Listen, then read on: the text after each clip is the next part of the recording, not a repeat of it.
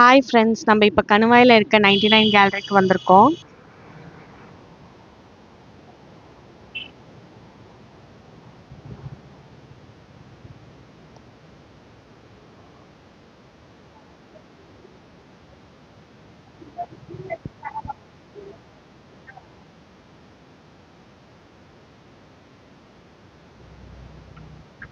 Friends, இப்போ காய் கூட வெரைட்டிஸ் பார்க்க போகிறோம். இது 3 லேயர் காய் கூட.